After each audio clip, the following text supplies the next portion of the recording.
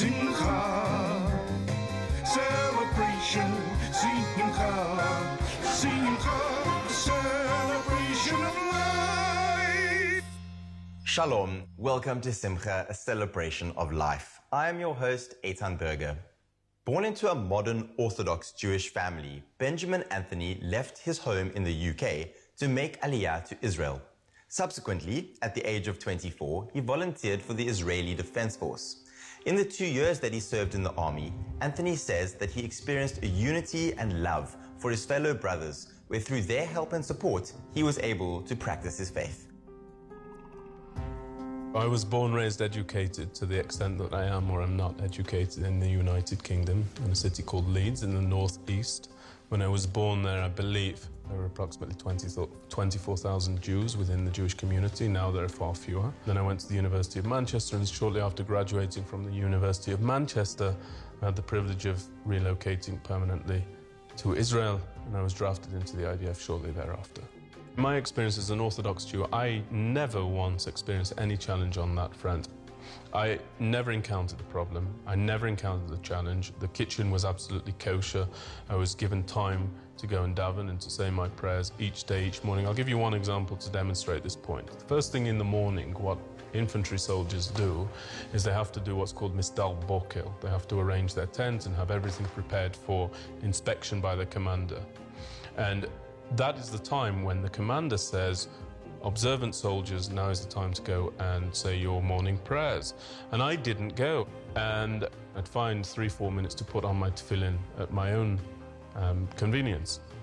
And then my secular commander, a wonderful fellow named Ofri Loria, very, very wonderful leader, called me aside because he'd become aware of this. And he said to me, is it true that you are not going to morning prayers because you're uncomfortable leaving the other soldiers to do morning cleaning and so on and so forth? And I said, it is true. And he looked me right in the eye. He was 19 years old, so 6 years younger than me. And he said, if we can't guarantee your ability as a Jew to put on your tefillin and to say your prayers, you tell me what it is we're fighting for.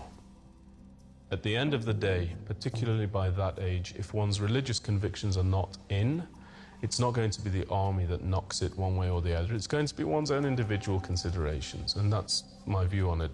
Now, a couple of very swift other points. Firstly, of course, in the Jewish tradition, pikuach nefesh, the idea of saving one's life, supersedes almost everything else. There are a couple of exceptions, but they're not relevant to this conversation.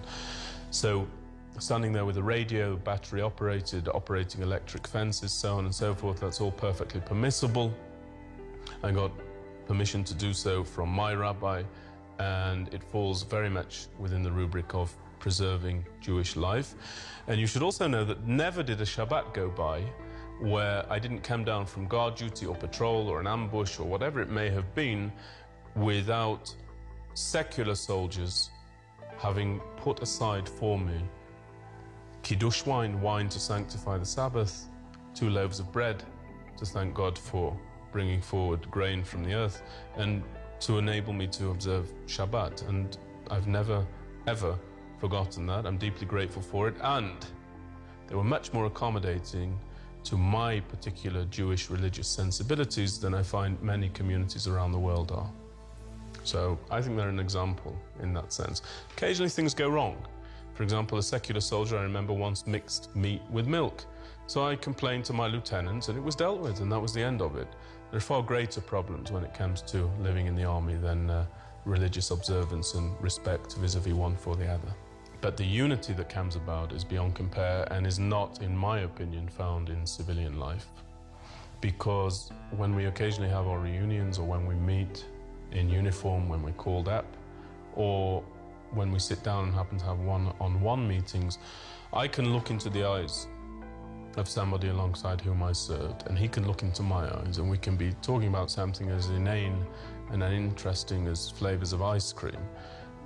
But somewhere within our eyes, we both know that I went through an experience that he knows something of, and he went through an experience that I know something of, and we shared that experience, and we will always be inseparable by virtue of that shared experience, those shared events.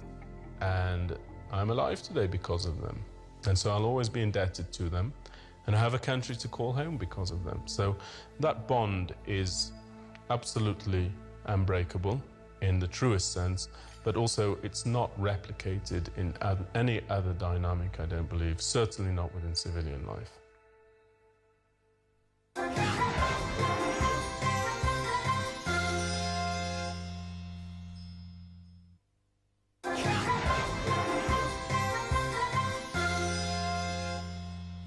Sergeant Benjamin Anthony founded Our Soldiers Speak in 2007. Recently invited to South Africa, we caught up with Benjamin on one of his many speaking tours to the high schools, universities, and communities of the English-speaking world. Ladies and gentlemen, please welcome founder of Our Soldiers Speak, IDF Sergeant Benjamin Anthony. I'd like to begin immediately, as always I do, by giving my sincere thanks to God, above all else, for sparing me whilst others were not, so that I might have the privilege of addressing myself to you here today.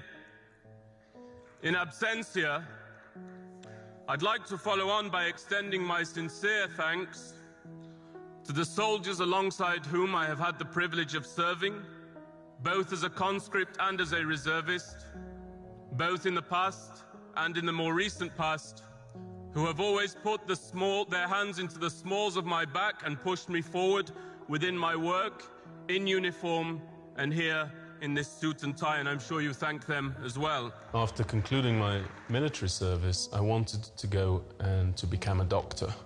And during the course itself, there came about Yom HaZikaron, Israel Remembrance Day, where we commemorate the lives of the soldiers of Israel who've fallen in the battle for her defense. And a synagogue in Leeds requested that I speak there, and I did not want to do that. But my father compelled me to do so. He persuaded me to do so. He said that it's not actually a request, it's not for your consideration, it's an obligation. You have to bring your story to people. And then what happened was I spoke, and many Jewish communities within the United Kingdom then started to contact me, or I contacted them. And then I went to a synagogue in Bushey, I believe, Bushey Heath, which is a community down south in the UK, and an individual offered to sponsor a trip to America. He said that the work in the UK was important, but the real pole of greatest influence is the United States, and I must go over there and attempt this work there. And what was amazing about American Jews was that they didn't just give applause, which are complimentary and very, very appealing to one's ego. And they didn't just say, keep going, but the American Jews have this tremendous ethos of saying, not only must you keep going, but I am going to assist you in keeping going. And from there grew an organization. And that organization has now reached over 300 university campuses, countless Jewish day schools, churches, evangelical communities, Capitol Hill, legislators, you name it, their senior advisors. We've been there and we continue to do that. My friends, I want to tell you of two particular stories that have shaped my life. The first story of which I speak took place in the year 1994, and it befell myself and three of my siblings.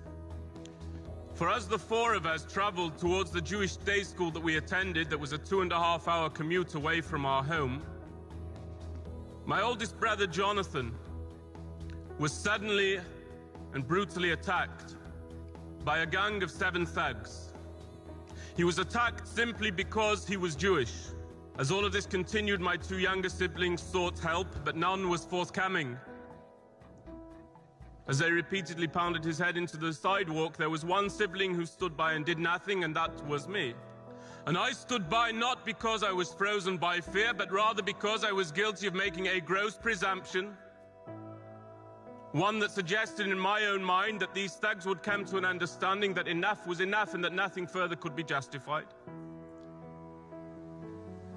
I assumed that they operated by the code that I held dear to myself. But it was the instructive cry of the ringleader to his followers not to stop until that Jew was dead that demonstrated to me that if I did not act immediately to protect Jonathan, I was going to rapidly arrive at a point where there was nothing left to defend, for on that day, those thugs had the intention of removing a Jew from the earth. And so I finally was propelled to act and threw myself atop my brother. I was beaten in very similar fashion. I awaited the conclusion of that attack and stood up and looked over at Jonathan, who was a bleeding and bloody mess. I picked him up in my arms, and I carried him to the school gates and then watched as an ambulance whisked him away to the closest hospital. The fact of the matter is that the Jewish people believe that the narrative and the connection between our people and that land, at the very latest, begins with the story that's entitled Lech Lecha within the Jewish biblical narrative, which is when God is said to address himself to Abraham and tell him to leave his belongings, leave his community, leave his father, and go to a place that he would be shown. And of course that land was the land of Canaan, which later became the land of Israel, and so on and so forth. Now, there have been many, many experiments undertaken to promote the story of Israel, and they're very, very worthy, and they all have their place. But my greatest concern is that within the explanations for the existence of the state of Israel as a Jewish state, we've neglected to inject, in my view, what ought to be first and foremost, which is that it is the homeland of the Jewish people, and that in the final analysis, that's why we care. Now, there are many, many other wonderful attributes to the Jewish state. I don't trivialize those, I don't wish to minimize those, but none are so vital to the continued support for the state of Israel from the people of Israel as the certain knowledge and clarity that that is the Jewish state of Israel. Israel the country, and Israel the people. And that's what I try to re-inject into the conversation, whilst giving due credit to the various other narratives, but not subjugating the Jewish narrative from the conversation. Unfortunately, we've come to the end of this week's episode of Simcha. Thank you so much for joining us. We love to hear your thoughts, so please find us on Facebook at Spirit Sister Productions. From myself, Eitan Berger, and all of us here at Simcha, thank you very much for joining us, and goodbye.